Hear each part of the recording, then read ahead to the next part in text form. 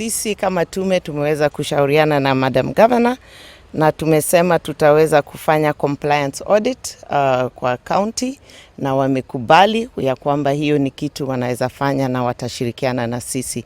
Tunataka kujua ya kwamba mikakati wanaweka inafaidi wananchi wa Kwale. Tumeongea pia juu ya kesi ya Bamburi na vile wanataka kuja kufanya kuchukua shamba wafanye exploration hapa Kwale, and the process ya ADR yenye imeendelea na vile human rights are being taken into account.